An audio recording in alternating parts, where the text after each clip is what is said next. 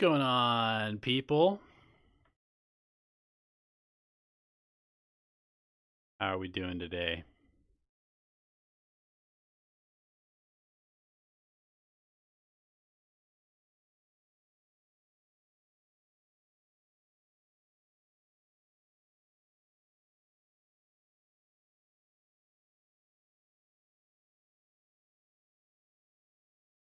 Just updating this real quick.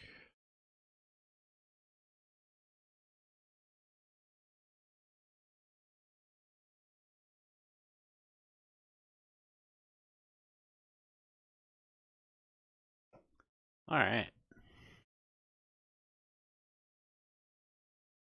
90K subs Q&A.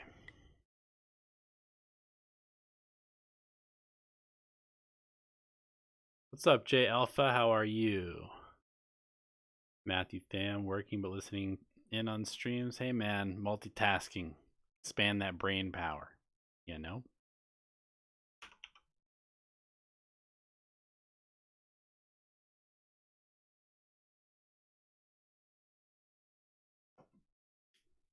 All right.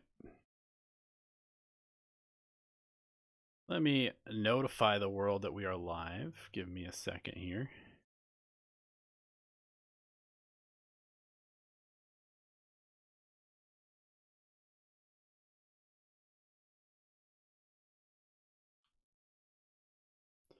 You need a cooler name. Hey, I think that's a perfectly fine name, but you know, if you want to try something different, I suggest you know, naming yourself after your favorite food or something like that.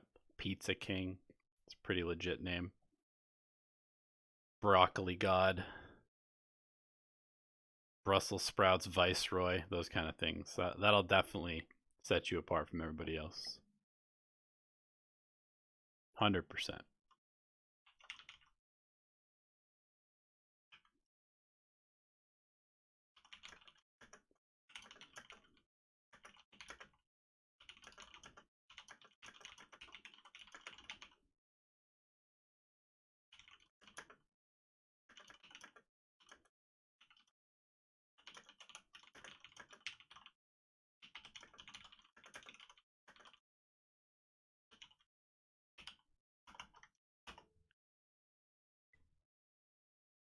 What other games do I play apart from Dota? Chicken feet, man. I'm doing pretty well, Flocka. How are you? So the format is going to be, and this is going to be the format going forward. I'm probably going to stop streaming at this time, but I want to do one more on Thursday at this time slot. But probably what's going to be happening is we're going to be streaming a bit of Patreon replay review, followed by some actual ranked gameplay. But we're going to do the Patreon stuff on YouTube, and then we're going to switch over to Twitch and do the just actual gaming content there. And the reason for that is because I want to stream on Twitch because it's just better for building Dota Alchemy. But it doesn't save the VODs, and my internet is being mega throttled on my upload. So uploading a replay review session literally takes 4 hours and lags my computer. Lags any other internet process that I'm doing. So thank you, Comcast, for that. I appreciate it. But basically, I'm just going to do the VODs here for replay review, and then we'll switch over to Twitch, play some actual Dotes. But to answer Felix's question, what other games do I play? I've been playing a lot of Valorant recently. I'm really enjoying that game. And when Halo 2 Anniversary comes out, which is in about a week, I will be playing a ton of that and probably not playing much Valorant anymore. Halo's my game. Halo is like the reason I got into esports when I was like 16, 17 years old. And the fact that they're finally bringing 2 to PC, and they're bringing 2 to PC with like updated graphics and a game engine makes me super excited. So I'm going to be playing a bunch of Halo in the next week or so, and I'll probably stream it too, because why not? You're always here for me. Appreciate it. Yeah, Halo 2 is the best, in my opinion. I know a lot of people say 3 is the best, but Halo 2 is the best, in my opinion. 3 is close. Definitely goes 2, then 3, then 1, and then everything else. I'm also excited for 3. I do like 3. I've had a lot of fun playing 3, but 2 was the one that I used to grind for like 6 hours a night on Xbox Live. After my parents would go to bed, I'd like set an alarm and wake back up after my parents had gone to bed at like 10, 11 p.m. And then I would play until like 4 a.m. And then I'd go to sleep for 3 hours and then go to school.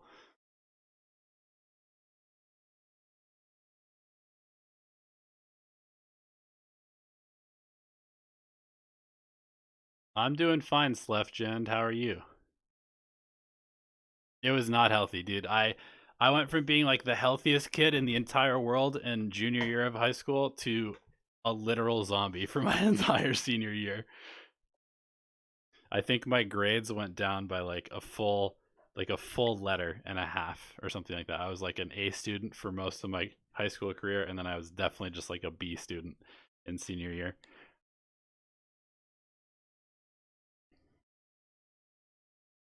Pantera, thank you for your kind words, man. I'm struggling with finals, but at least my MMR is going up. You know, if Dota's life, then it's good, right? If Dota is life, then it's good.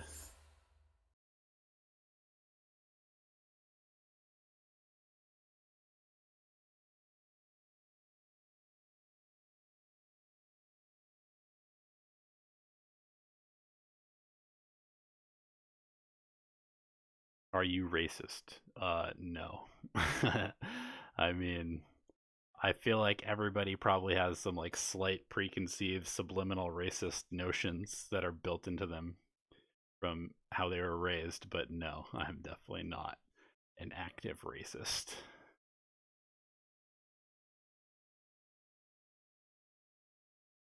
No yep in YouTube chat feels bad. Yeah, that's why we do this first. This is like this is serious gaming time where we learn together. It's like a class. And then we go have some fun and meme it up in Twitch chat afterwards. Found my MMR is going better since playing less but more focused games. Yep, that'll happen. Less, more focused time, always better. 100%. Ryan Conway, have you tried coffee? What's my absolute least favorite character in the entirety of Dota and why? Tinker. Without a doubt, it's Tinker. Because the hero, even more so, to an even greater degree than techies, the hero is just meant to delay the game. He can't take towers. He's the only hero in Dota that is actively throwing if he's if he's like killed the entire team and is hitting towers. Tinker is the one hero that literally can never hit towers, otherwise you're throwing the game.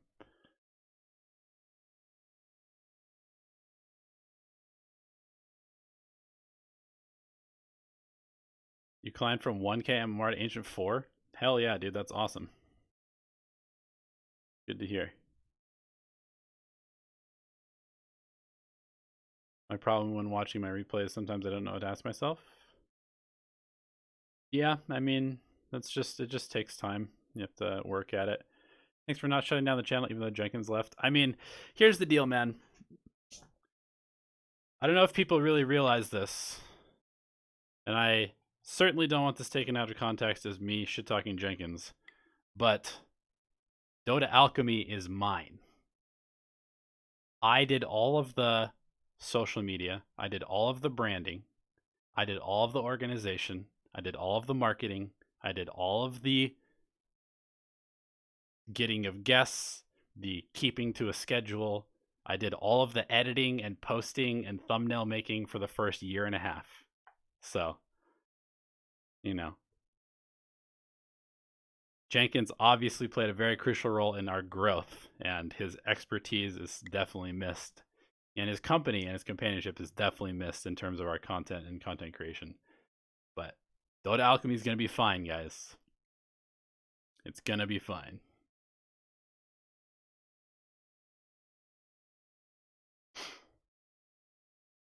Thanks for the guys. I was able to reach Ancient 3 from Legend 3. Hell yeah, man. This is what I like to hear. I climbed from Legend 3 to Legend 2. Also, good stuff, man. Nice one.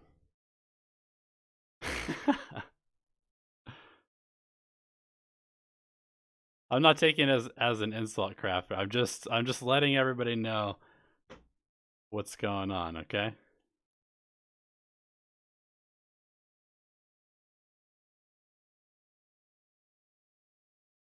You reached 1 game from Divine 2, then 15 games from that, 10 games ruined, had 5k behavior score.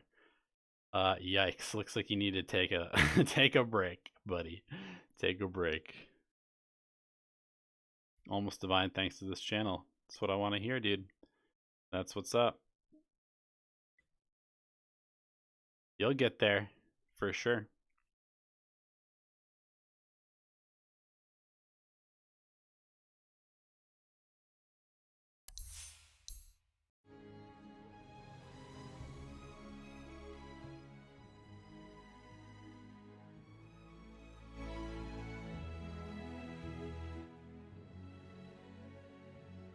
I feel like we need a little bit of background music, huh? Do it like this. You guys can still hear me? Still hear the music? Perfect. When am I starting? I'm starting up momentarily. What's Divine, MMR, and NA? I believe it's the same everywhere. I think the MMR only really makes big differences between like immortal ranks. This feels lonely. Why is it lonely? There's like 100 people here watching. Chat's popping. We're dabbing in chat. We're straight dabbing all day in chat. You know what's up. Not lonely.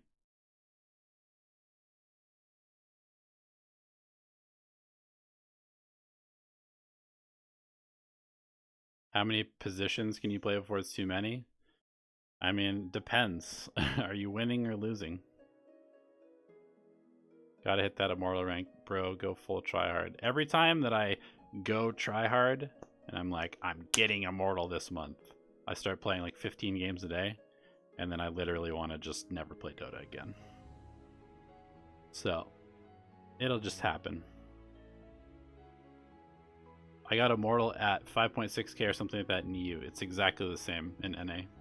Immortal is 5.6k. Aren't I like 4.5k? No, I'm 4.9, I believe. Yep, exactly. I don't listen to my own advice. No, I don't. I've never been great. Never been great at listening to my own advice. And which is why I have so much advice, because I've fucked up so many times. I've made all the mistakes so that you guys don't have to make any of them. That's the big secret behind Dota Alchemy. Is that I have literally done everything wrong so that I can tell you that it's wrong. I'm the proof of concept here. Make a support tier list for 7.26C. Make me. We'll get there eventually. Do I consider position 5 superior to 4? No. I think that 4s are incredibly important right now, because a good 4 can absolutely control the entire game. Just look at Crit. Crit's the highest MMR player in the world right now. He's literally the best pub player in the entire world. He's a position 4 player, and he mostly plays 4. He does play some carry in mid when he's like picking Clinks and Troll, but mostly he plays 4 in pubs.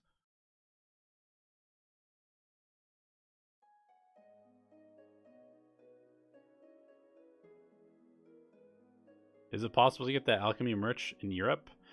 Yeah, I believe so. I'm pretty sure they ship internationally. I have just like a shirt printing website that they handle all of the shipping, customer service, and everything. And I just get like a percentage of the sales. I think they go worldwide. Probably more expensive though, unfortunately. Please discourage sniper support. Dude, I mean that one's on Jenkins for sure.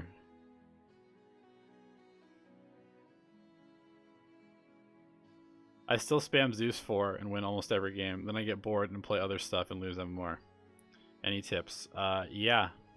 Play less games. Don't play when you don't want to play the heroes that you're winning with. That's like, again, this is something that I struggle with all the time. I mean, if we look at my match history, okay? If we look at my match history. Why do I have an anti-mage win? Why did I play anti-mage? Oh, I remember this game. Okay, so this game, I mean, this is completely irrelevant to answering your question, but somebody is trying to ban anti-mage and they just first picked anti-mage. And so I ended up saying, hey, give me anti-mage, I'll play offlane anti-mage, because we had a carry player and I was offlane. And so I played offlane anti-mage and I fucking destroyed. But what I was trying to illustrate is, if you look at my match history, we've got a whole lot of different heroes being played, but then we've got, you know, periods of focus picking the heroes that I'm good at, and then I get bored and I pick random shit and I lose a bunch. Like what are these? You know, do I play any of these heroes very much? No, not really. And I go back to the heroes that I'm good at, and we win a bunch, and then I pick anti-mage off lane and win, and then I go back to playing. I don't know, dude. Discipline is one of the biggest ingredients of climbing MMR, and if you don't have discipline, you're kind of shit out of luck.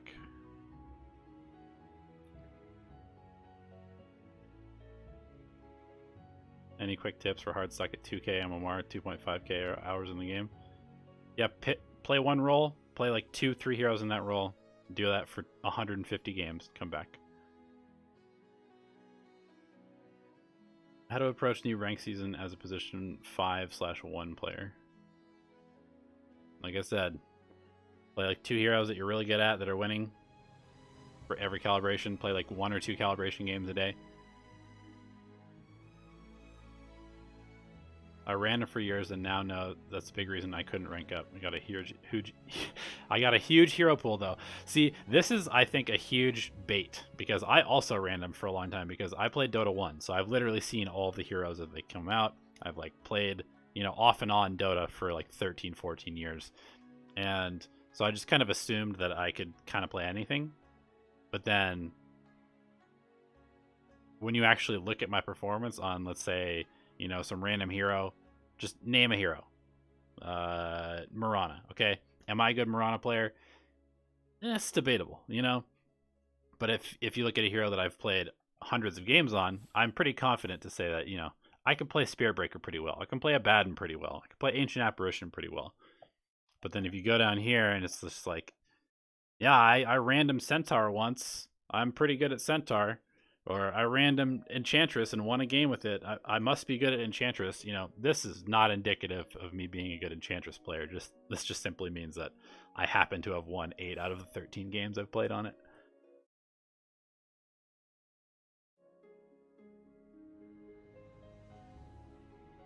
Question is, how far do I want to go? I'm 6k at the moment. Do I really want to go higher? You went higher to try and get better teammates and then found out that all games are shit quality.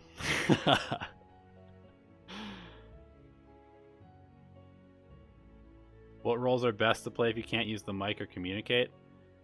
I highly recommend playing Final Fantasy VII instead.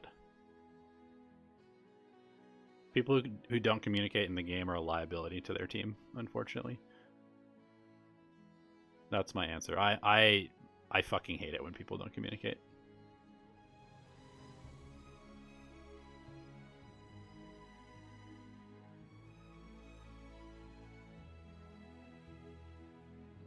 Do I know when the new rank season resets? I have no clue. Maybe Valve forgot that they were doing seasons. Does it help gain MMR to play with meta heroes or ones that you know more? Ones that you know more, 100%.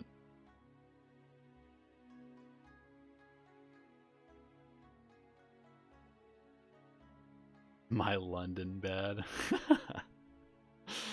Thanks for taking the time, man.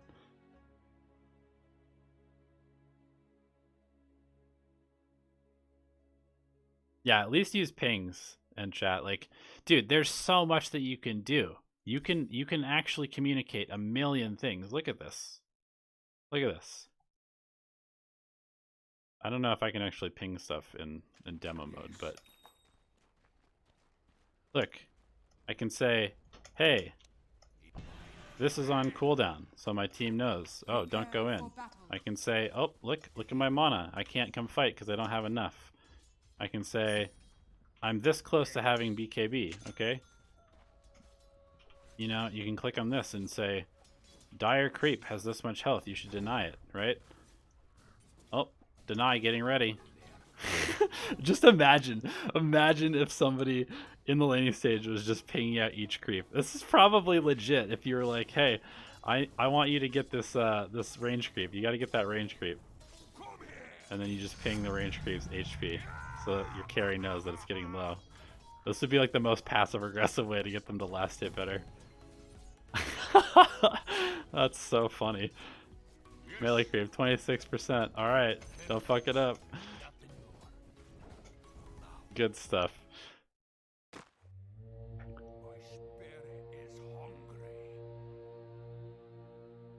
Alright guys.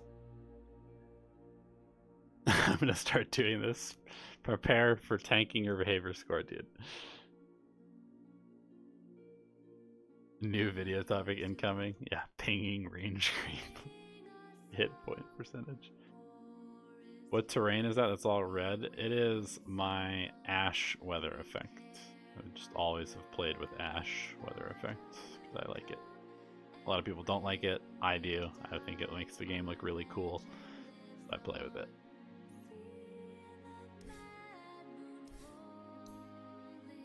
What's my favorite pro team? I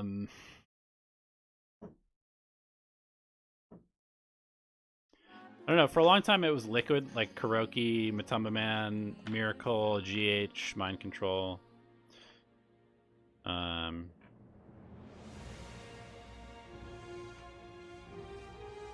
But this new iteration with Weehaw, I don't really like how they play. I think they kind of suck. Like, they don't suck, but they kind of suck. Like, the way that they approach the game seems to be like really, I don't know. It's like it's not as refined, I guess, as the old style. Like TI7 Liquid, where they had this coddle timing, where it was like they figured out that if they just had their position 4 farm instead of their position 3, and sometimes even instead of their mid, they would just get this timing on coddle with Ags where they couldn't lose the game because they would just go high ground at 17 minutes with like a 500 burst heal every 8 seconds. And that kind of like hardcore strategy that is so incredibly dependent on one specific timing that if you mess it up, you lose, is like really impressive to me. And I feel like they're still kind of trying to do that, but they just don't execute nearly as cleanly as they used to. And maybe it's just because competition's gotten higher, and maybe some of their players are just like not at their peak performance right now. But they just look really sloppy. And I'm used to like Kuroki's teams looking extremely clean and like refined in how they approach the game. But right now they just look like they look like they're trying to emulate OG to some extent, and they're not doing a very good job of it, in my opinion. All right, let's get into the replays. I want to do 4 or 5 of these and then hop into some actual gameplay as well. So we're going to start with Phasey. Phasey Fuzzy. Uh-oh. This replay appears to be out of date, unfortunately, so we're gonna have to move on to the next one. Phasey. Send me another one, man. I apologize. Should have downloaded that one. I'll send you a message on Discord. So we're gonna move on to Chalupa Batman. And Chalupa Batman, let me tell you something about this guy. Based off of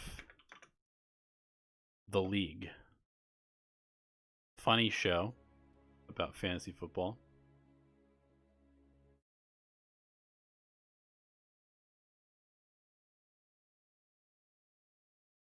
He says, this is a winning replay, but that notwithstanding, the game was hard and went much longer than it should have. I was the Necro, and I feel like the Necro versus Timber matchup should be more favorable than it felt.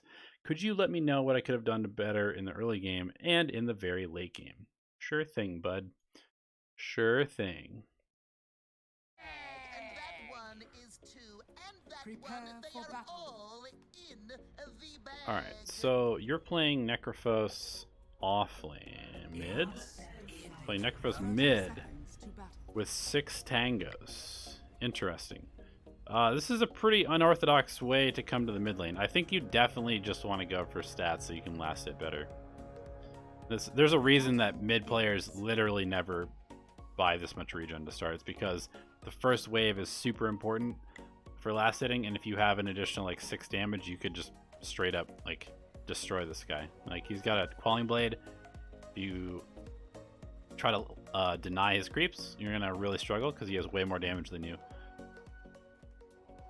And he's a melee hero, and you're a ranged hero, so having extra right click is pretty valuable, since melee heroes are just generally better at last hitting than ranged ones because they don't have any projectile travel time.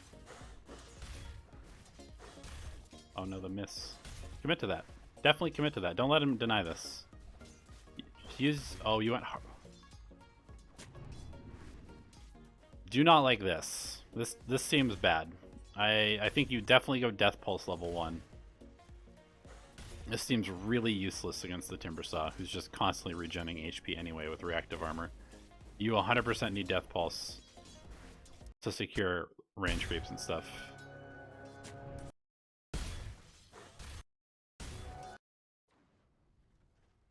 Yeah. Heartstopper level 1. Not in this matchup. Definitely not the one. Definitely not the way to play it. So Timbersaw is an interesting hero because this hero is essentially one of the worst heroes in the game at level 1. But by the time he's level 3, he's basically the strongest hero in Dota. So you have a 2-level window to punish him as much as possible. So you really, really, really need to abuse this guy. And I feel like you should spend your entire first wave just hitting him. Just hit him over and over and over. Use Death Pulse, because you didn't skill this, because you're thinking about the matchup in a logical way. And then you just right click the shit out of this Timbersaw. Because right now, you know, 9 armor, it's a lot of armor when he's under the tower, but you can still kind of punch through him a little bit. And he has literally no regen. Zero regen. So if you get him to 30% health, is he going to be able to walk up to you like this? The answer is no. Or if he does, then you just get free kills. And you can see, you're hitting him, you're casting your spells, he's getting lower, Just keep doing it. Keep hitting him. Keep hitting him over and over and over and over and over. More right clicks. More. Just literally run at him and hit him. Still hit him. Continue to hit him. You should be right-clicking the Timbersaw. Oh, now he's level 3 and the lane's over. That's literally how fast this matchup goes. So, I mean, yes, your hero technically is okay against Timber. Because you do magic damage instead of right-click. But he's gonna run you over if the lane continues to be played like this. What's up, Vince? Oh, look, he's low. Run at him. Hit him. So yes, you're correct. This matchup could have gone a lot better than it did. I assume you're just going to let it get to the point where he's level 5, level 6, and then he can actually pressure you. You know, realistically, you're not killing this guy unless you hit level 6 before him and happen to Reapers him when he's super low, but I don't think that's going to happen. You guys ended up just kind of trading farm, and you did better because I assume you're just a better player. Obviously, this guy's pretty bad. But if he's that bad, just win the lane from level 1. Why are you waiting until you're level 6 to win the lane? Win the lane at level 1. Because you can't. You're a ranged hero against a Timber Saw.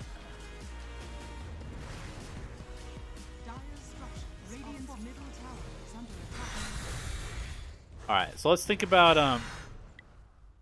I like that you pressured the tower, by the way. I think that's really good. Do as much damage as possible. Uh-oh. Uh-oh. This is not how we want the lane to be going. I also want to say that I'm not the biggest fan...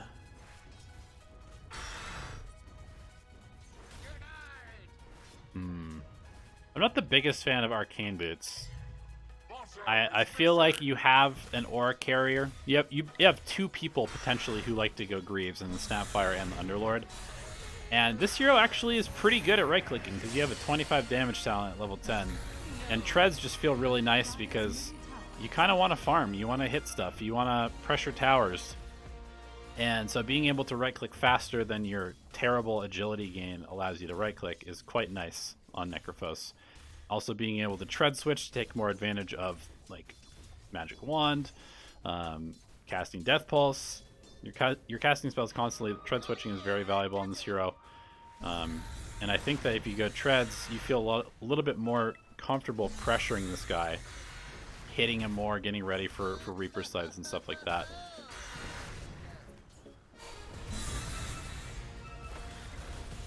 Spirit Vessel seems pretty good.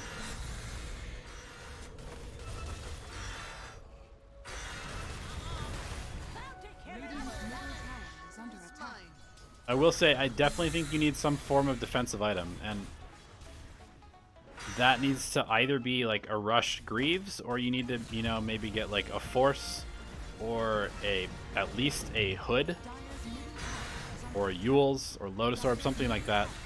Probably not a Lotus this game. But you need some form of Dispel or like movement utility, because you're going to get hooked, you're going to get Mystic Flared, and you're going to die. So let's fast forward a little bit into this game. And so you go Arcane Boots, Spirit Vessel into Radiance. This is bad. This is not a good skill build, because you're a hero that wants to play front lines, and currently you can't play front lines because you disintegrate if they go on you. I mean, you guys are owning because you're 10k ahead, but my guess is that every time that you try and push aggressively, you run into problems because you just die. You get bursted. You get low. Oh, you're dead. If you had some form of defensive item, you probably would have lived there. Now we're going back for the pipe. See, this is the classic mistake that cores make at nearly every level of Dota 2, is that they're just too greedy. They're just too greedy. Let me fill you guys in on the most important fact you'll ever learn about Dota. You do 0 damage when you're dead. Literally none. You do 0 damage. So all of your damage items that you're having fun buying are completely useless because you're dying all the time.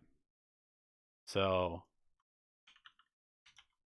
buy some defensive items and enjoy the free MMR, my friends.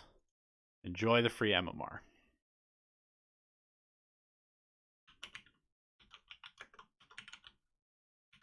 All right, let's move on to the next replay.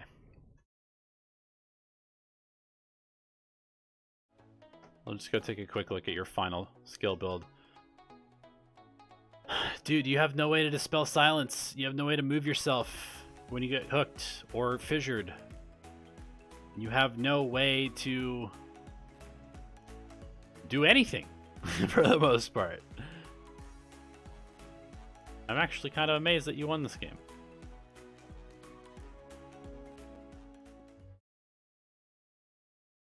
Kind of amazed that you won the game. But good job for doing that. MMR's MMR, right?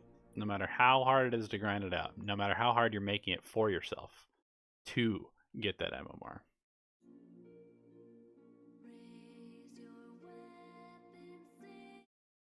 Drow did go 26-6. That's true. All right, our next replay is from Aggrivas or Aggrivas. Ember position 4 was a long game, but we edged it out in the end. Just looking for general improvement in the laning stage and itemization, as well as tips on how to make the right decisions.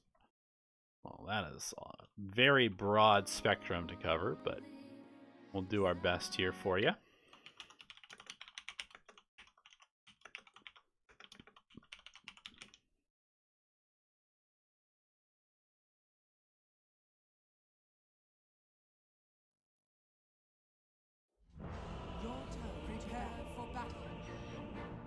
Good to see you, Vince and Rage. It's been a while. It's been like a full day since I've seen you guys. Stalkers. The map of all of time unfolds before me in lines that stream. Okay, position 4 Ember Spirit. Let's think about this. Who are we laying against? Are we against Viper? Are we against Void Spirit? Are we against the safe lane Kunkka? What's happening here? We're against Kunkka Viper lane.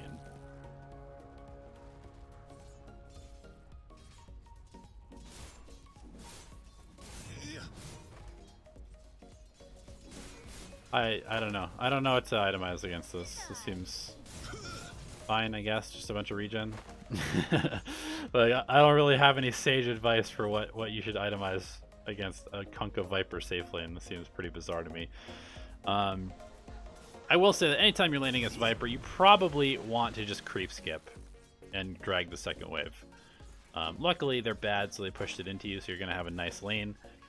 You need to not stand here. This is not what a position 4 should be doing. You need to be walking over here and stopping this pull from happening. This is a very easy thing that you can do to help your position 3 hero have a better game, because now they have been able to pull the lane back, and your Wind Ranger has to start playing up here where she can be pressured again by the Viper.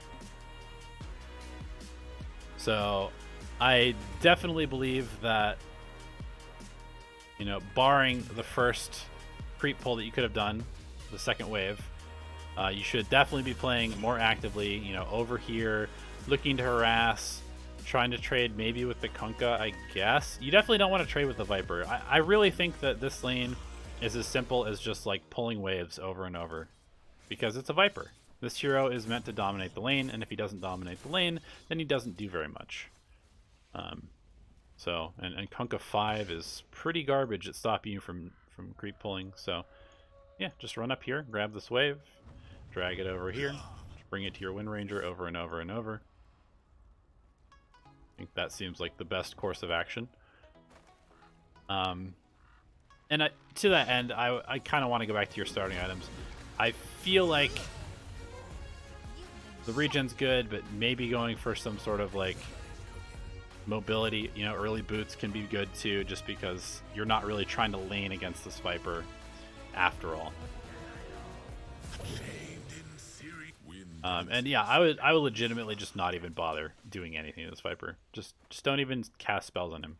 Who cares? Not until you feel like Wind Ranger is ready to maybe go get a kill. Maybe you force the Kunkka out of lane, so it's 2v1. Maybe Wind Ranger is getting close to level 6 or has a Javelin or something like that. Maybe at that point you could start using your mana to make this guy, you know, more scared. But in the meantime, I think you definitely just mess with the pulls. I actually don't hate that you're just like farming this little camp. But still, again, you can kind of see that the Viper is owning your Wind Ranger. So you're not really doing a great job at bringing creeps to the Wind Ranger. You're not really securing the Wind Ranger's farm very much.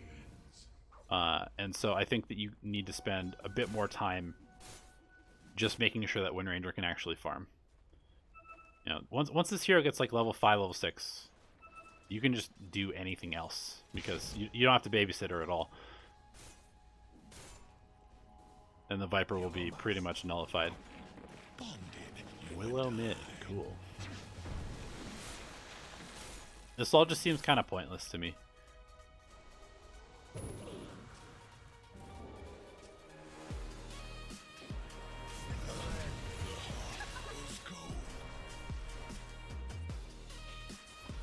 God, this is some wild shit. We've got a support Invoker, position 5. We've got a support Kunkka, position 5. We've got a Dark Willow versus Tinker mid. Got an offlane Void Spirit going double Null Talismans. Not entirely sure what's going on in this game. Blight could be okay, I suppose. I'd say the biggest thing that you really need to look for in this game, I'm not a huge fan of this. I definitely think that if you're a 4, especially a 4 that has kill potential, setup potential for your teammates, you definitely want to go boots so that you can make those moves. And especially if you're in a lane that doesn't seem like it's very good for you to be here, you want the mobility to be able to move around the map and set your team up. And what I was going to say is that this hero, this is the key. This hero is the key to everything that the other team is going to be able to accomplish. If Tinker has a good game, you guys are going to struggle. If Tinker gets shut down, you guys win the game 100% of the time.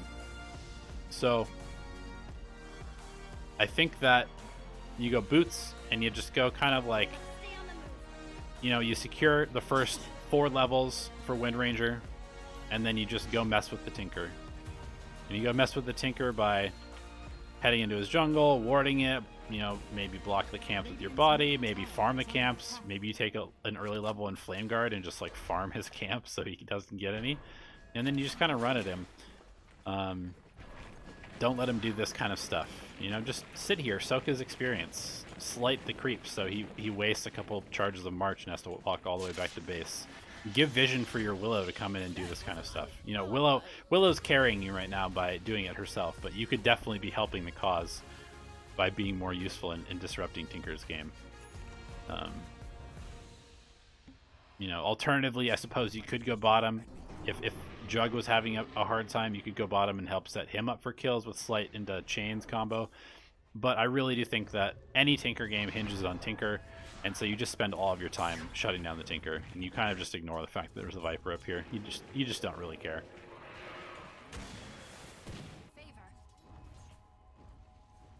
So get out of this lane. 10 minutes. You've been in the lane for 10 minutes.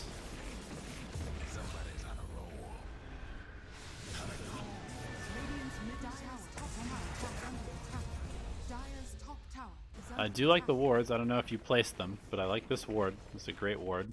Radiant structures are fortified. It was your Invoker, probably.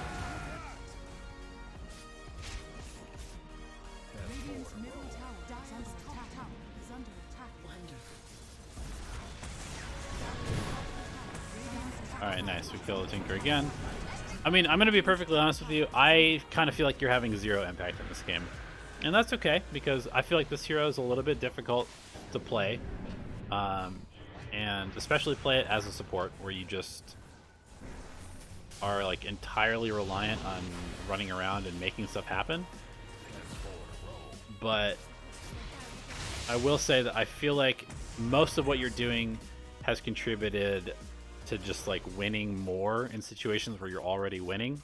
Like your team doesn't really need you to do anything in this game. They're already carrying. But here's another example where we're bottom, but we're not really doing much, and Tinker is free farming. So again, I just kind of feel like, why not just go mess with the Tinker? Just give your team vision of the Tinker, run at the Tinker. Grouping up against a Kunkka Winter Wyvern doesn't seem super great. Just play the pickoff game with Willow and Wind Ranger and set them up for kills to snowball, and this game will be extremely easy.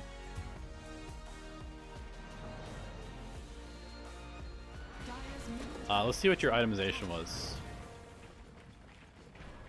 Spirit Vessel seems fine. Pipe, Yules, Phase. How do you have this many items? How long does this game go? 48 minutes.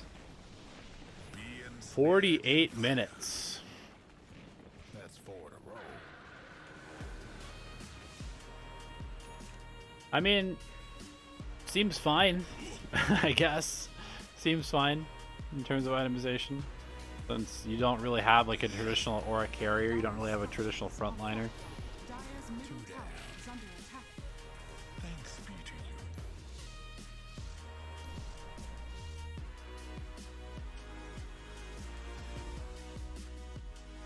But yeah, just try and be more active. Try and like have an actual game plan instead of just wandering around the map and like just seeming like you're trying to like almost find some usefulness. Like just decide what is going to make you useful and then do that to the best of your ability.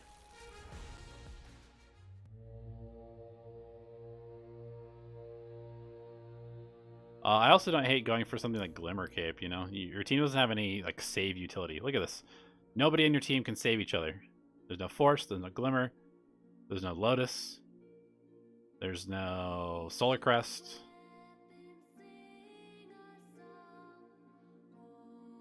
What happens if this guy Orchids somebody? They just die, unless they have a self-purge. So I don't know. I mean, obviously the pipe is good against Tinker. You kind of need one against Tinker. The Yules is fairly like greedy for yourself to be able to play aggressively and dispel the Orchid, I guess. I mean, this kind of seems like you're playing almost as if you were like a main core, and so you were solo all the time getting picked off by the Orchid, and so you bought a Yules. I don't know. I didn't watch the entire game, obviously, but I would like to see some more core or team-oriented items. You know, a Solar Crest on a Juggernaut is nuts. But I don't hate any of your items either. So, oh wait, were there 2 urns? Oh, feels bad. Yeah, there were definitely 2 urns in that game. The classic position 5 Invoker Quas Wex going for Spirit Vessel.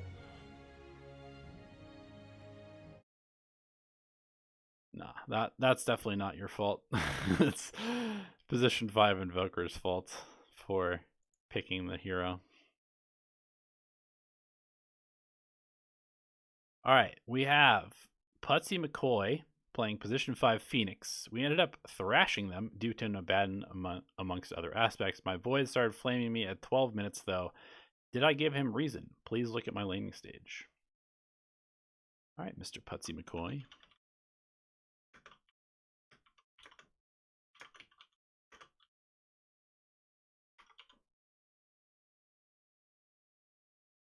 Damn, I am on point. I have timestamps from last episode of Replay Review, and so far, the last 2 have started at the exact timestamp that I did last time. So I'm literally talking for the same amount of time about these replays. That is very weird.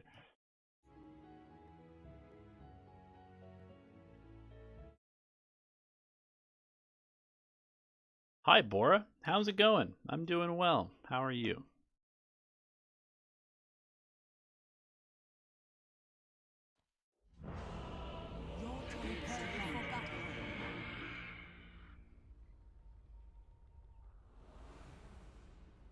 What's the Void? 21, 0, and 8. Goodness. That is a lot of kills.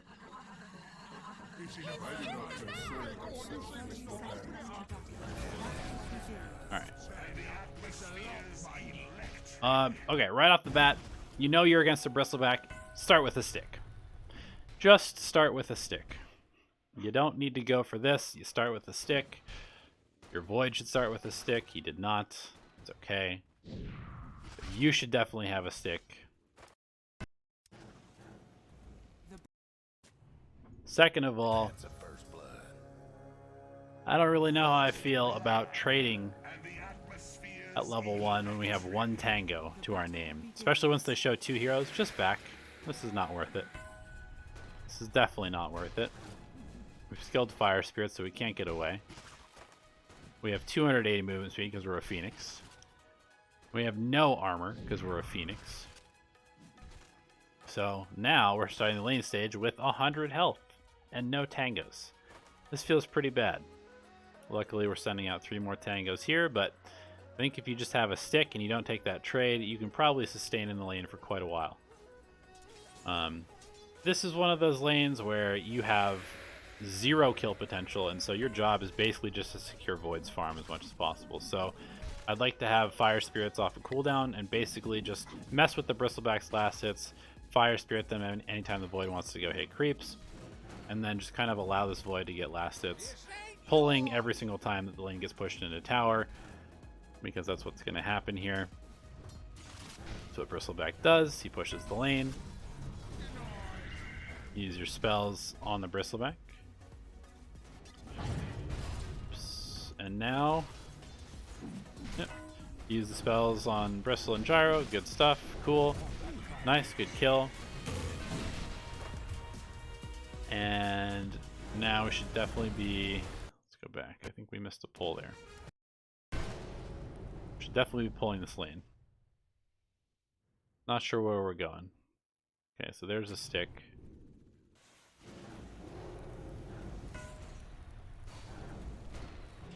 Fight him! Fight him! Oh no. Alright, now he's pulling the wave. Dire's top tower is under attack.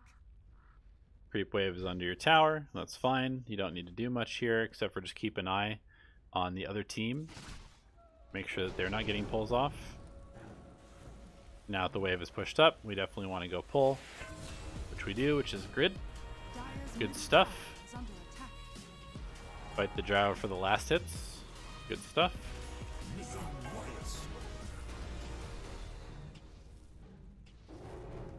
Another thing that I did want to say is that a lot of Phoenixes will rush Tranquils, and I think that that's the correct build right now. So in this game, it's a little bit different because you're against the Bristle, so the stick is very important.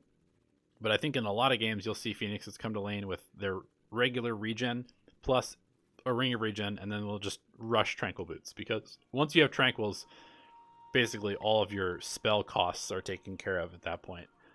And so you can just kind of use your spells and then, you know, go pull and then regen while you're pulling because you have Tranquils, that kind of stuff. So I would probably focus on getting those Tranquils as quickly as possible when you're playing this hero. Nice. Snipe the courier. Nice. Kill the gyrocopter. You've got fire spirits. This guy's 100% dead. Uh-oh. Stick. Nice. Kill him. Kill him. Pull the lane. Get the bounties. Bounties. Get the bounties. 5 minutes. Bounties. Bounties. Why no bounties? The dive to get the pull off. Seems fine.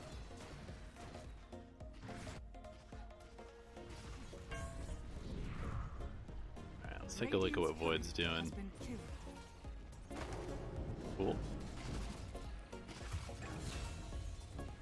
Using spells on them so Void can last it. That's definitely correct.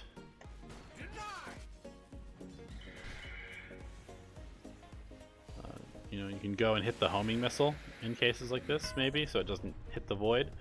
But just kind of small things. I do definitely like going for Sunray at this point because you've got heroes that can take advantage of it. You have a Chronosphere that can set you up for Sunrays as well for damage.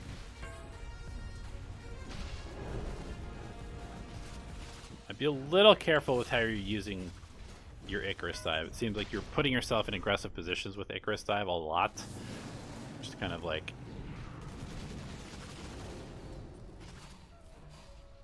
This is obviously fine because you're trying to finish off the kill here. Oh, Roshan.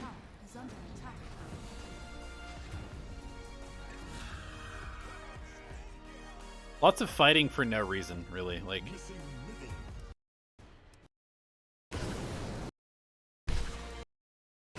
I mean, I guess this is fine, you know, trying to go for this kill.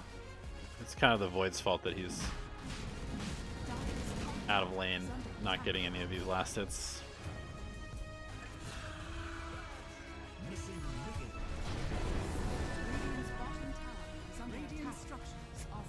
And then you go mid. So, yeah, I gotta say, I'm seeing you die a lot just because you don't have Icarus dive off cooldown. So I think you're using Icarus dive too much. You're using it like very, very aggressively all the time to position yourself or to like get places faster. But you have to be super careful because your hero is just food for pretty much everybody if you don't have that skill up. Case in point.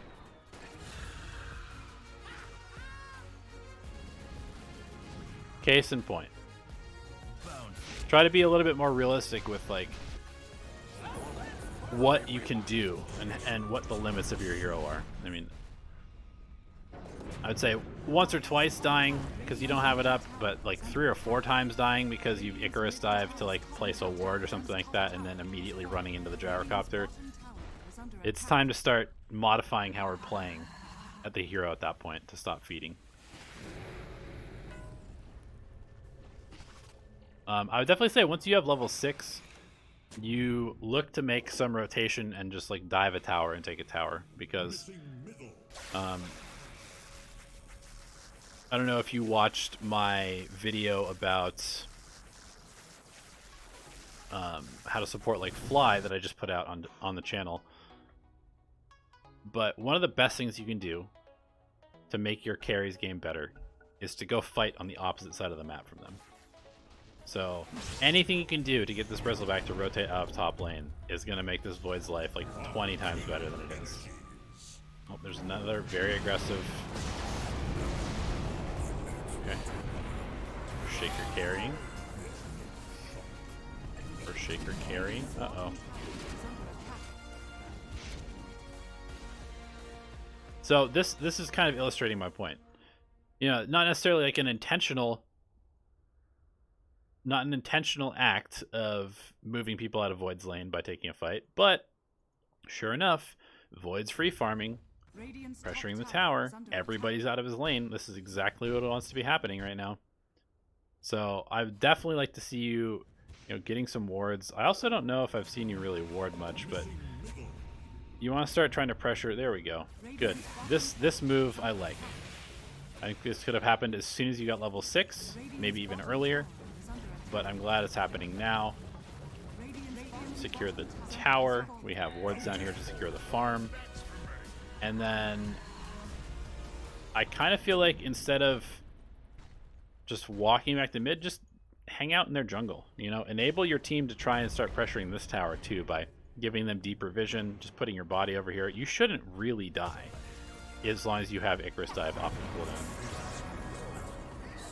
cooldown. But this fight, what's going on here? Okay, so you got 2 kills, but you also fought into Void's lane. So you have now brought, 4 heroes into the place where your hard carry, who wants to literally just hit creeps alone for 10 more minutes, is farming. So now you're splitting experience 4 ways with a hero who wants to just be left alone. And so you do get the tower, but I also feel like this tower is kind of meaningless. And in addition to it being fairly meaningless, again, you brought a lot of attention to this Void, who would prefer it if he didn't have any. And, this is all going well and everything because you have better team fight and because the other team's dumb and only bringing a few heroes to the fights to defend their tower. But against better players, this play, I think, ends up being a net negative for your team. And yeah, the Spectre's getting a ton of space. So essentially what's happening is you guys took this fight mid, drew everybody away from the Void. The Void free farmed, got strong, and then you guys immediately went to the Void. And, it's kind of hard to say because if the Void feels strong enough to take a fight, he should fight with Chronosphere. But I don't feel like you guys should necessarily run towards him. I feel like you guys should pick a location and then the Void can join you if he feels strong enough. But all of this fighting in the top lane has given Spectre a ton of free farm. It's kind of illustrating the same point. And so it's a little hard to say. Obviously, if we're being results oriented, what's happened in the last 10 minutes is good.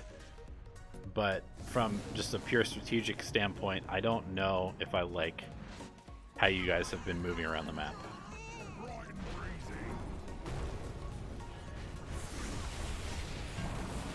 Alright, let's move on.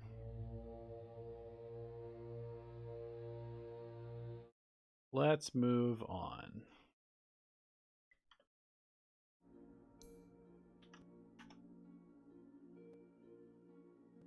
We have Gainsworth. Hi, guys. Hey, guy. Looking for feedback regarding decision-making and vision control from the 10 to 20 minute mark this game. It felt like we were pretty strong and Just lost all of our momentum in a very short time span. Much appreciated. Gainsworth playing Pugna.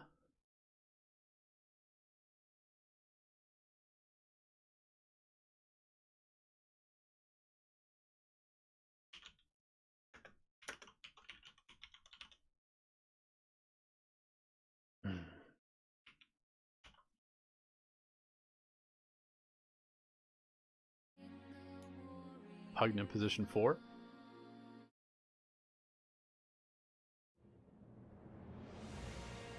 What to do as a support when I have a 1 that keeps crying, throwing, being toxic, and you can't comfort him?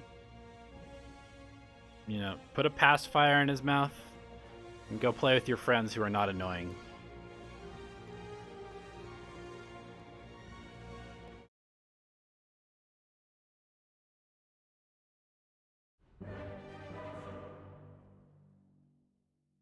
Your turn. And by that I mean mute him. and just go play with people who don't suck.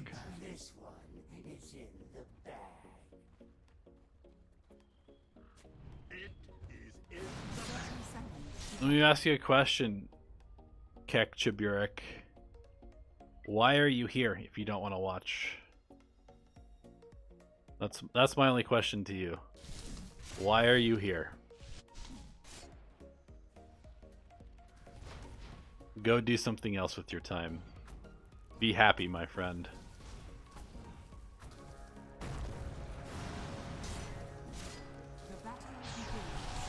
Okay, so 10 to 20 minute mark. Let's go ahead and skip to where you were asking about.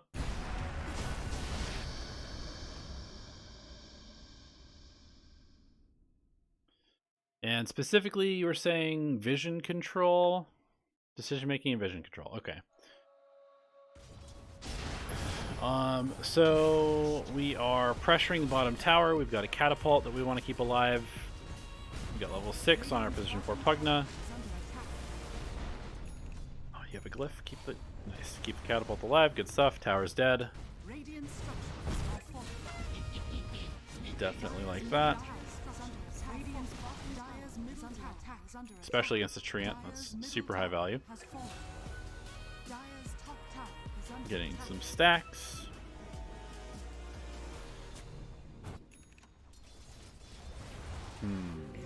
Okay. I'm a little curious why your mid tower is dead. How did your mid tower die so early in the game? When did your mid tower die? And was there anything you could have done to stop that from happening? Because towers are obviously a huge part of vision control. And if you're not sacrificing or just giving up free towers, you usually keep pretty good vision control.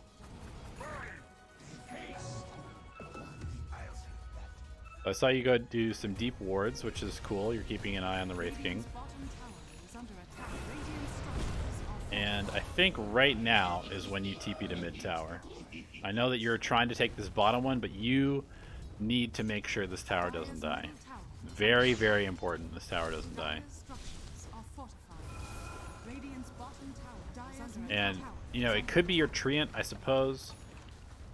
But you're pretty good. You're pretty good at deep pushing waves. You just come here, you nether blast the wave, they chase you behind the tower, everything's fine. Letting this tower die for free is just not a good trade. And you even have killed this tower, so why is nobody defending this? Dire's middle tower has fallen. Somebody needs to defend that tower. Dire's top tower is under attack. Definitely.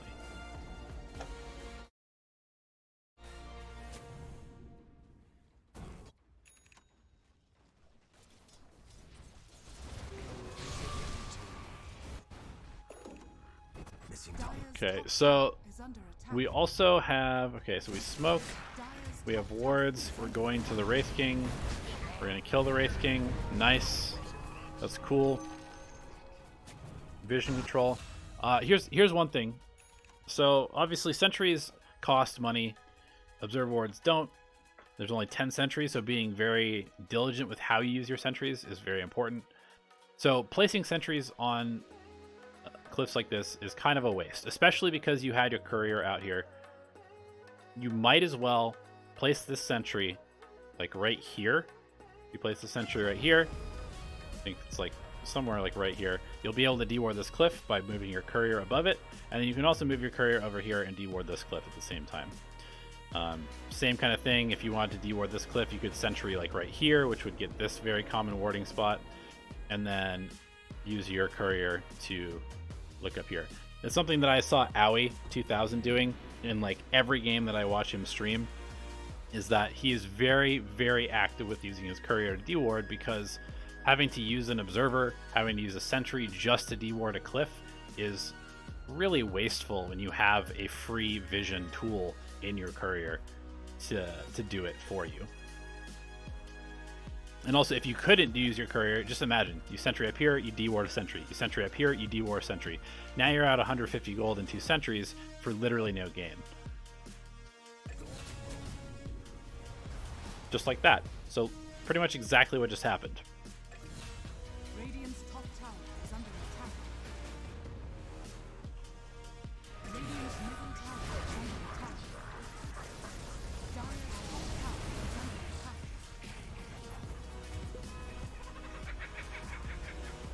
And I have to say that you guys took this bottom tier 1 tower, but then it doesn't really feel like you've actually controlled their jungle at all. The Wraith King's just been playing in the jungle the whole time, and I feel like that should not happen. He shouldn't be allowed to come here. This should be a astronomically good situation for you, because this tower is dead, your safe lane tower is still alive, so they should have way less farm than you, but they actually have a 3k gold lead, because you're letting the Wraith King just freely farm his jungle when he has no protection. You need to place wards in his jungle. The wards need to be like maybe here, you know, maybe something like here, something like here, something like here. You know, you can ward up here, but I would recommend not doing that because this will get dewarded a lot. But look at the sentry look at the sentry range, okay? This is the range that you do not want to ward in. So you don't want to put a ward here, here, here, here, here. But if you do put a ward right here, what are the chances this gets dewarded? Probably goes down from like 100% chance to maybe like 30. Put a ward right here. Put a ward right here. Put a ward right here. Here. Like, so many places. I mean, look at this spot. That spot's amazing because it misses this one and it also misses this one. This is like one of the best ward spots I can think of, actually. I'm going to start warding here. You know, there's a lot of places that you can ward, and you need to put your vision to secure areas that you've taken towers from. So I'm seeing a lot of like, you guys have taken this tower and then you're just playing on your side of the map. So it's as if you didn't even take the tower. You did the hard work, as Jenkins used to like to say. You've done all the hard work, but now you're not actually doing the easy part, which is just occupying the area that you've controlled. And so the other team is just out farming you at this point.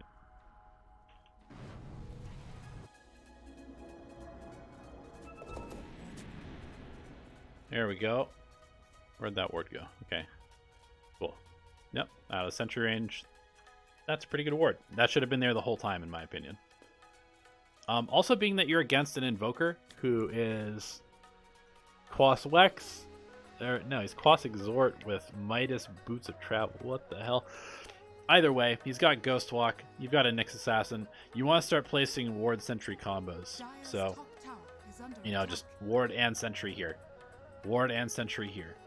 And then this entire jungle becomes yours because you can see any invis hero coming in from any of the places that they might come into the jungle from, and then it's very easy to counterplay that.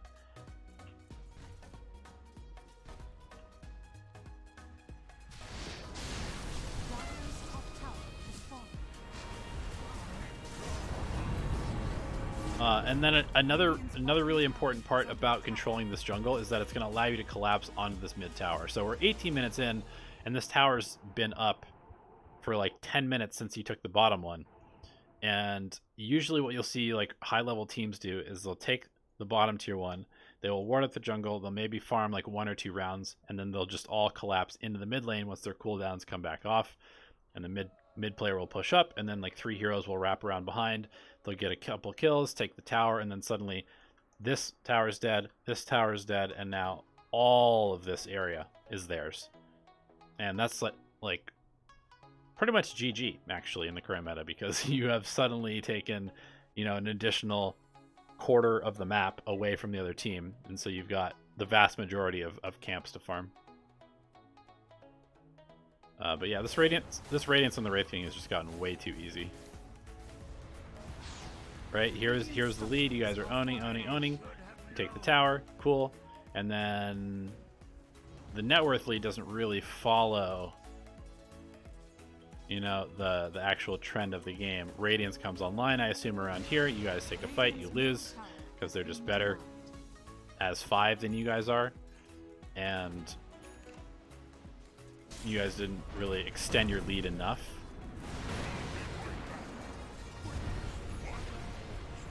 We'll see. So I would say that what's going on now, this is kind of what I want to have been happening the entire game. Finally, it's happening. Almost 20 minutes into the game. You guys are all positioning bottom. You've got vision control. You're pressuring this tower. You're kind of forcing the other team away from your Juggernaut. But it is a little tough because your heroes are just... Your heroes kind of suck. Your draft is making this very hard to play correctly. Because who's supposed to, you know, walk up and be the person forcing the other team to go on them? Is it Treant? No. Is it you? Definitely not. Is it Clinks? Absolutely not. Is it Earthshaker? No, this is a counter-initiating hero. So I would actually kind of say this is a pretty big drafting issue because you almost just need to be as 5. Otherwise, you can't really do much. So alternatively, I think maybe instead of just occupying this whole area, maybe you just need to place like aggressive wards in their triangle and in their jungle, and then try and get pickoffs with Clinks into tower kills with you. I feel like, I don't know. This is a tough game to play. Now that I'm looking at it a little bit closer, just because you have 3 heroes that do the same job. You, Treant, and Juggernaut all shove waves. You have a counter initiator in your Earthshaker, who just basically never wants to show. And then you have a Clinks, who also just never wants to show and wants to get pickoffs. And that's kind of the same thing as Tree, who doesn't really want to show. So you don't really have somebody to do like a very important job, which is to just like be the person that's showing, be the person that's in the lane. Maybe that can be you, because you're good at pushing waves. Maybe you are just the person that always shows and your team plays around you. Or maybe you just have to go to your Jug and play behind him. I'm not entirely sure.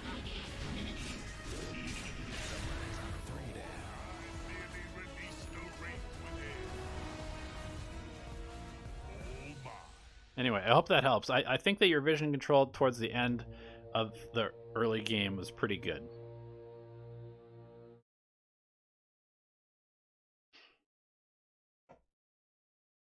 Alright, we're gonna do Slaughtr Destny now.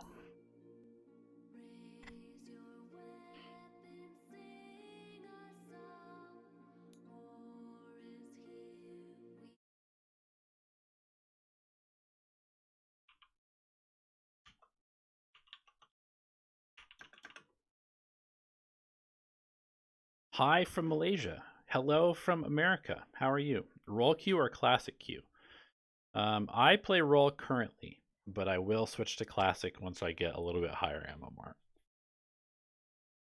I hope tier lists will still be a thing. I'm sure they will.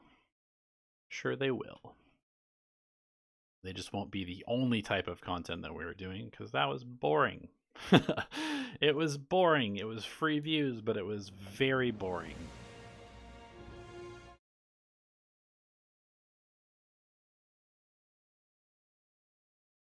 Tier list of tier lists, exactly.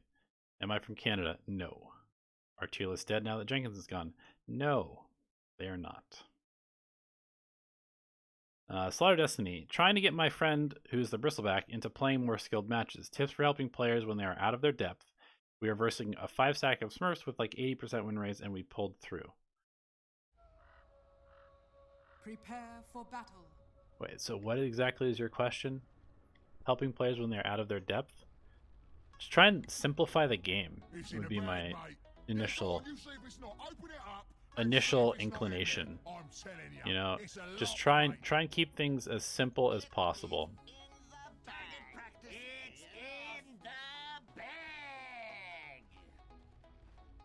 be like, We got this one in the bag. play a lot of 5-man, I feel like. 5-man a lot. Don't do any crazy plays. Try and help them out with a good start in the laning stage. Put them on heroes that are pretty easy to play in most situations. Sniper 4. I don't know, chat. Do we watch the Sniper 4? Or do we just report him, huh?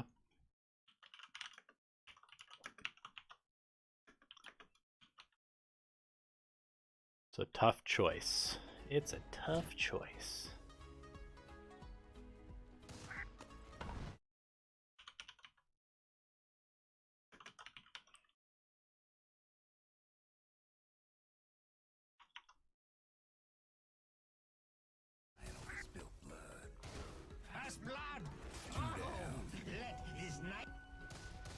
So I'm not sure. Are you wanting me to watch the Bristlebacks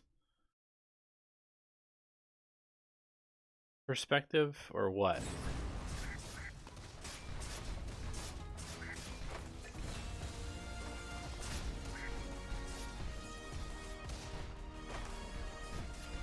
Nice pull.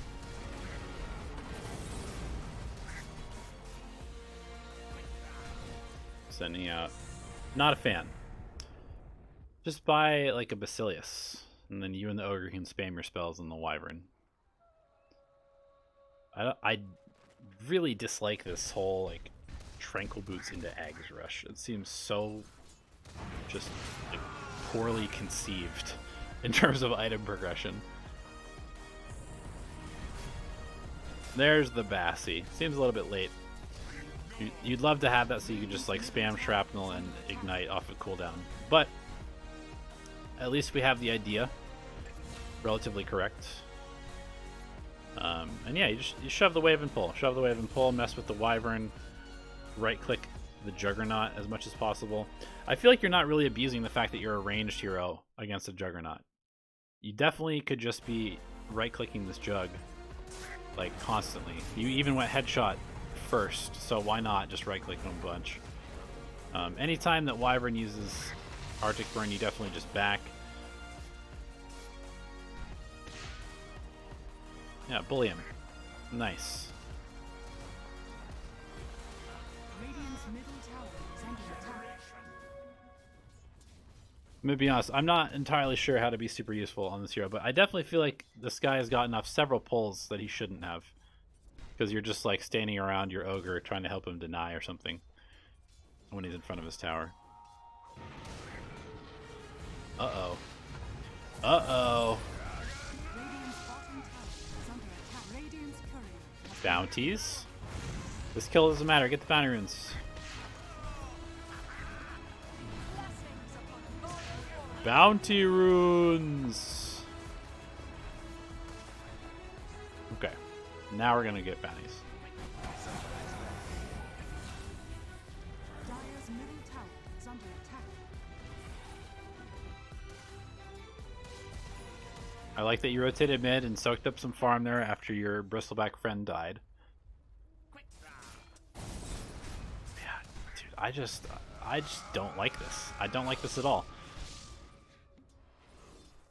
Why are we Tranquil Boots? Are we just literally Tranquils in the Ags? If you're going Tranquils in the Ags, I think that's just such an incorrect build.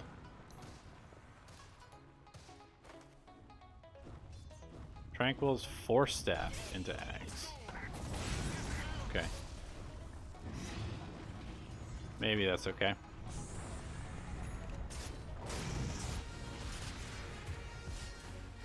Ouch, this guy's level 4 at 7 minutes. What the hell? How is he level 4 at 7 minutes? As a mid.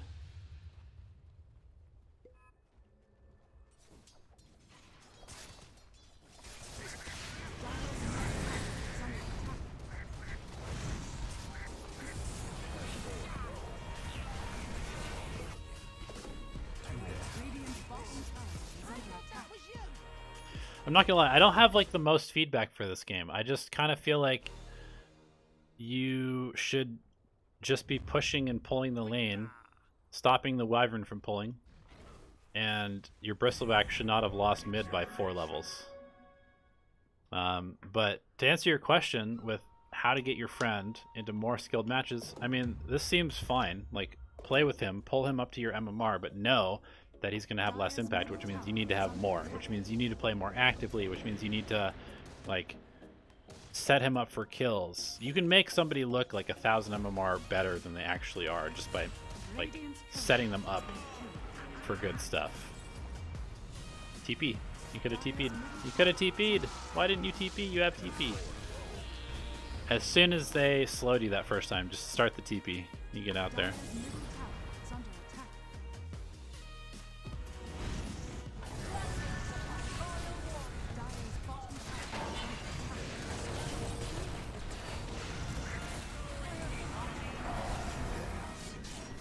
I would say overall, though, I mean, this game is not about your Bristleback. This game's about your Wraith King. If your Wraith King gets a nice Radiance timing and he has a good game, you probably just win.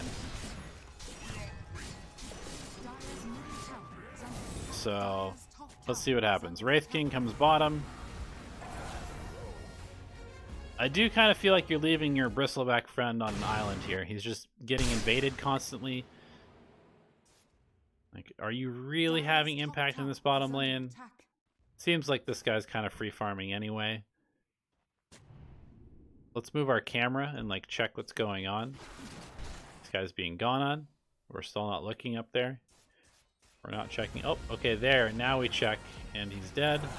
Unfortunate.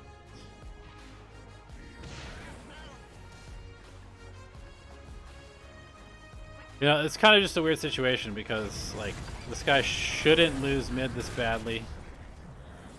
So you shouldn't really have to help him mid. But because they are diving in your jungle, I feel like you need to rotate and stop them from being able to do that. Nice. Big kill. Fighting away from Wraith King. I like this. Sniping couriers. Being annoying. I like this. Oh, you even have Faded Brooch. That's good stuff.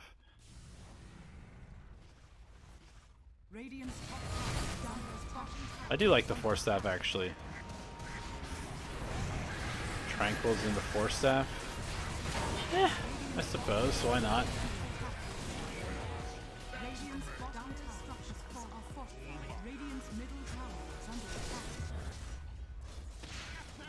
This is kind of a snooze fest of a game, though, because it's just like, alright, when is Wraith King ready? When does he actually want to take a fight? How's his Radiance doing? Almost there. And until the Wraith King has Radiance, I think you basically just sit in the lane and just D-push waves. I kind of feel like you're spending too much time running around looking for fights when you don't really have a lineup to do it. Bristleback, not really looking for fights. He wants to sit in the lane. Wraith King wants to sit in the lane. Ogre, he definitely wants to fight. Bane wants to fight. So you could play with Bane and Ogre a bunch, I guess. But you could also just sit in the lanes and D-push. You could maybe smoke into their side of the map and try and get some wards down so you can find pickoffs. Secure Wraith King's farm a little bit. But for the most part, this is a pretty passive game. Because if it just goes its natural course, you probably win. Because your cores are better.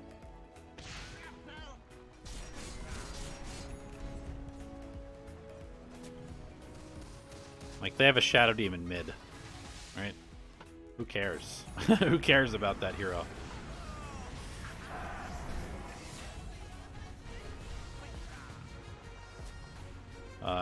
Does this guy have Radiance? He does. Okay, so now that this guy has Radiance, I think it's really important that you guys kind of smoke to him and take a fight around the Radiance. Like, it's a huge power spike. It's a big deal to utilize this Radiance to get something done.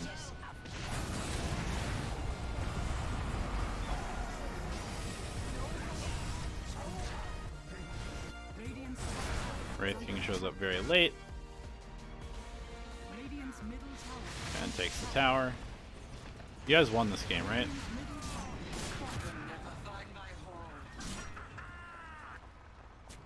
Yeah. I mean, I feel like this game is unlosable based on how it was played in the drafts. Your Wraith King just had to play some Dota, and then he's gonna win. All right, let's move on.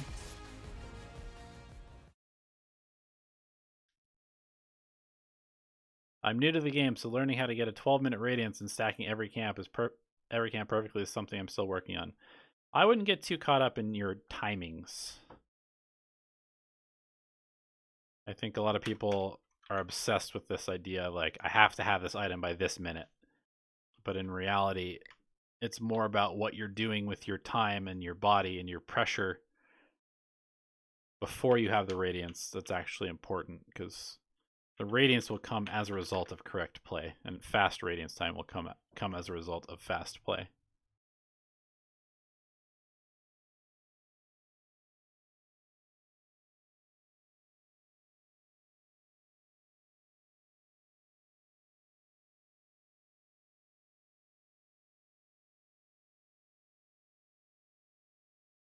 Okay, we're going to do one more Patreon replay, and then we'll probably head over to some games of our own, because I haven't played any Dota today. Haven't had a chance to play Dota today.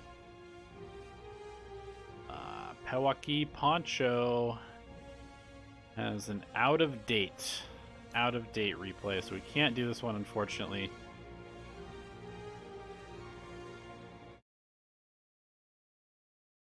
We'll read what he said. Position 2, Queen of Pain. I feel like a lot of my losses while playing position 2 go like this lately. I'll try to dominate my lane, or do, but my opponent will just go jungle. I try to get my supports to move into their jungle with me, but it's like herding cats some games. I had some sloppy laning, but I've worked to correct that. What went wrong in the mid game to where the PA and Void are so farmed? And what can I do in the early to mid game to prevent getting out farmed like that? I used to be a low legend player about a year ago, but since then I've dropped all the way down to 2.3k. I personally feel like I backslid a lot and stumbled upon you guys a week ago and have been consuming a lot of your stuff since. And I really want to get serious about climbing my way back up and hopefully beyond. Thanks, guys. So we've done several of these replays with mid players where they just like, they do pretty well in the laning stage, but then they don't do anything with the advantage. And so that's kind of what you're saying, is you'll do pretty well in the lanes, but then your laning opponent will just go jungle. And it sounds like you're trying to invade the enemy side of the map by yourself, maybe like diving them in their triangle without any supports. And you should be pretty content by forcing someone out of lane to just take their tower. Like, if they're in the jungle farming, just take their tower, because then they have to come to their tower and defend it. Or you just get a free tower, and then you get a bunch of map control. So if you're struggling because you push the lane in, they're jungling, then they come out, and then they soak up the farm, and then you go jungle during this time, I suppose, and then the lane meets again in the middle, and then you push the lane out, and then the other player comes back from the jungle to soak up the lane in front of their tower. It just kind of seems like maybe you aren't actually playing aggressively enough. And obviously, unfortunately, I can't look at the replay, but that's one of the biggest things that I notice, is that players will get an advantage, and then either they won't rotate to other lanes and pressure them with that advantage, or they'll just kind of allow the person who's avoiding them to just come back into the lane whenever the creeps are under their tower, and they won't punish them for doing that. So I would say focus on punishing people for leaving the lane. Take their tower, and if they come back to defend their tower, punish them more if you're dominating them in lane already. Okay, we'll do one more since that one was out of date. Here we go. We've got Louis. Would be great to get feedback going high ground, closing out games. How do you know when your team is ready to go high ground? What are the things I should be paying attention to as a position 5 when going high ground? How could we have improved our approach to closing out this particular game? Did I itemize wrong? How was my positioning in late game team fights? All right, and Louis is playing. What is Louis playing? Playing Lich. Louis is playing Lich.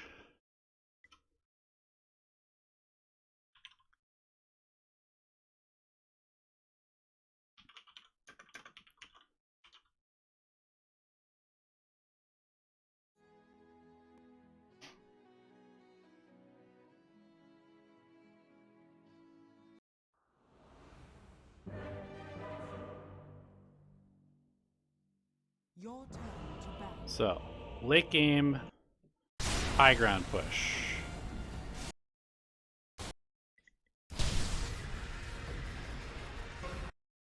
Well, you're getting... Your high ground is being pushed, so that's not good.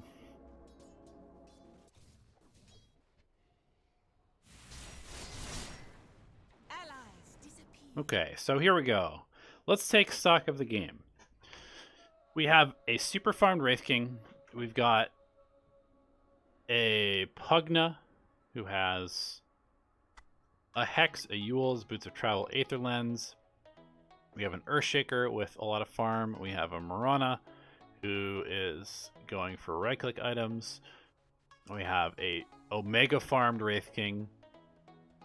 We're against a Slaughtr who's very farmed, Skywrath who is pretty annoying, a very farmed Underlord, a Spirit Breaker who doesn't have much, and a Rubik who is doing okay. And we have Glimmer Cape and a Ghost Scepter to avoid the Slaughtr. Let's see. I do not see... Okay, there's one Force Staff. I definitely think that instead of the Ghost Scepter, you go Force Staff. You guys, because your Marana didn't go Force. Your Marana should have a Force Staff, but he doesn't.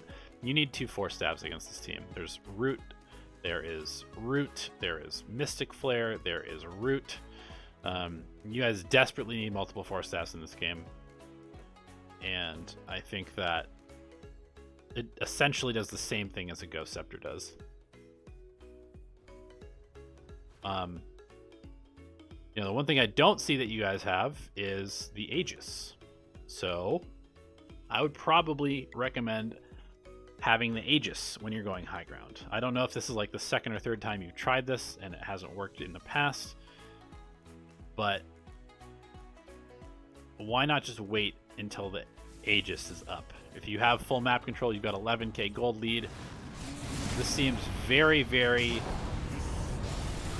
overly eager and forced.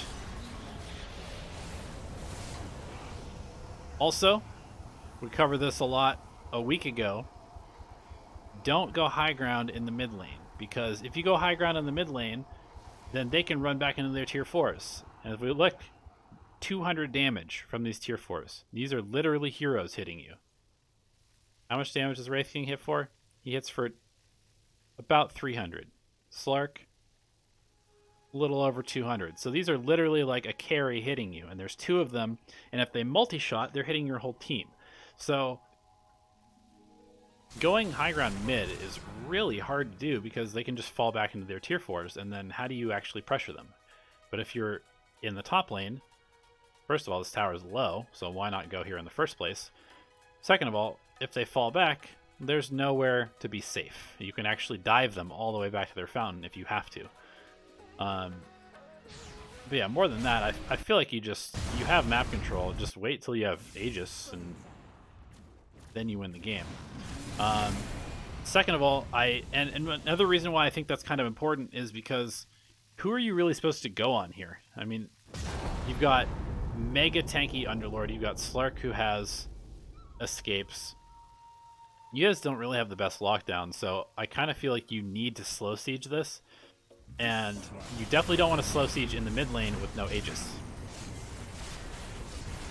As far as how you play the late game team fights, go ahead and look, being that your team is being nuts. So you throw Chain Frost, you gotta use Frost. Okay. This is your most important ability. Frost Shield is your most important ability. Chain Frost, probably second. Sinister Gaze third. Frost Blast fourth. So when this happens, I think you immediately Frost Shield this guy. You Glimmer Cape this guy. He probably doesn't die there. You definitely don't give up Chain Frost to the Rubik.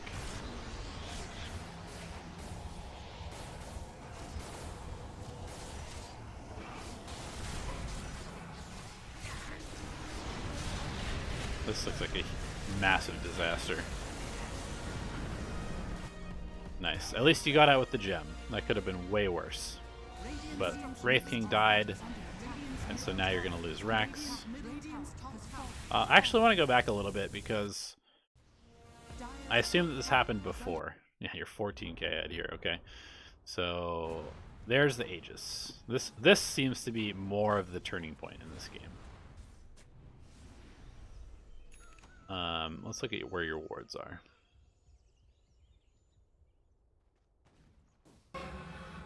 Okay, so you've got Fog Radiant, free camera.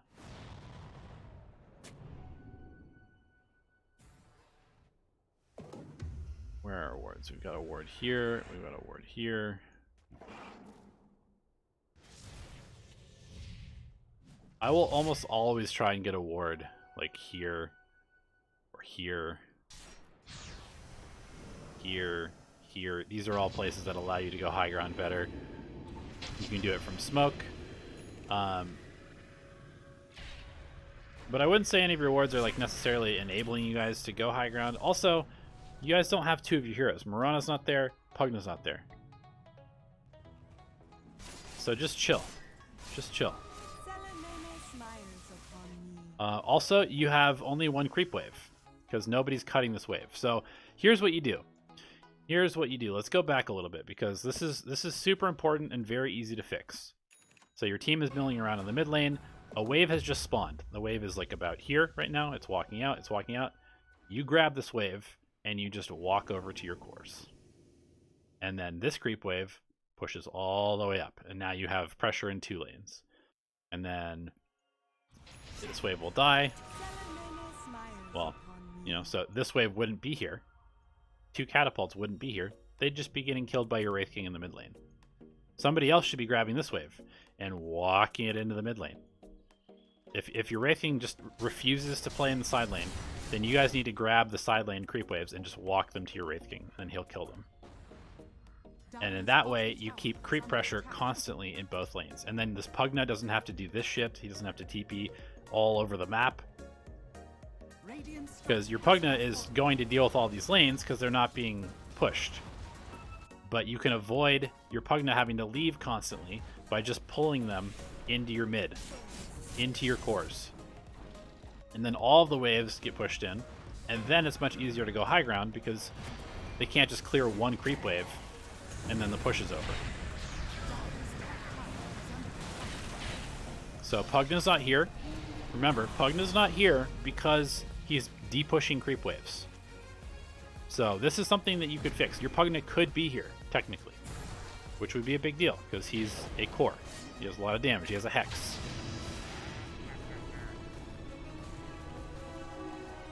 Let's go back and look at some spell usage. So here we go.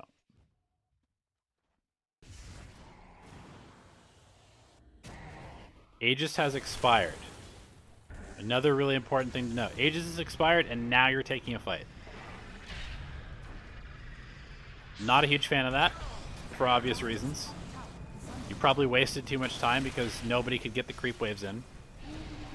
But we already know how to do that now. So Aegis is expired. You guys are still taking this fight. Pugna's not there. You Frost Shield your Wraith King who's being gone on. You Sinister Gaze this guy who has status resistance, which doesn't make any sense. You haven't used Chain Frost yet, even though there's 3 or 4 heroes grouped up around your Wraith King. So I would say, here's how you play this fight. First of all, you probably just don't go. You say, hey, Aegis expired, back. Barring that, you're going to run over here, you're going to Glimmer Cape this guy and Frost Shield him. Then, you're going to cycle back out of this fight. So you're going to walk over here, so you're not in vision. You're going to run away, and then you're going to wait for this group up to happen. Then you're going to run back up. You're going to Chain Frost in the middle of all these creeps, and then you're going to run back out over here. And so there should be a Chain Frost bouncing around in here. And I would say Chain Frost, and then you just like Frost Blast anybody to avoid giving Chain Frost over to Rubik. And then you just kind of cycle back over here. Try and stay with your Wraith King in between you and the other team. Don't ever right click, really. I would say, you know, there's not a whole reason to, not much reason to right click. Sure, you finish off the kill, that's fine, but your other stuff way more important than right clicks, and positioning more important than right clicks. So now we run into Chain Frost. We give up Chain Frost to the Rubik. That feels bad. Luckily, your Pugna has kind of made the best out of a bad situation by split pushing. But this whole thing was doomed to begin with because you guys took too long to set up for the push. You lost the Aegis. People got picked off. Also, your warding, I think you definitely need sentries here and here. You cannot just be sitting here in potential vision. You need sentries like all around. One of the biggest things I would say is that when you're trying to go high ground, you need to sentry an area. You need to like set up camp near the enemy base. And right now you don't have that. You don't really have a safe space on the map. You've got this for vision, but where is actually safe? What if somebody came in from like behind here? You would have no idea. What if somebody came in over here if you guys were setting up over here? You would have no idea. So it's really important that you guys sentry all around where you want to go high ground to make sure they don't have vision. Set up your own wards so that you have like an outpost in front of their base. And then you just control the creep waves until you guys feel ready and you have the resources to go high ground. That's how you end the game.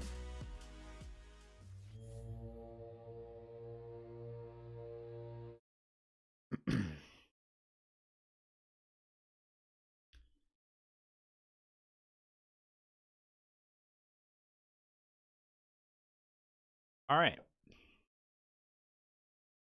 I think I'm going to end the replay reviews there.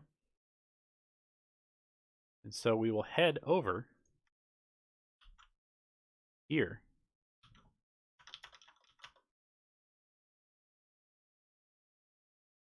And I'll see you guys for a couple of games in about 5 minutes. Thanks for tuning in. Hope you guys enjoyed the replays. Thank you to our patrons for submitting them. We'll get to the next ones tomorrow probably. And continue working our way through.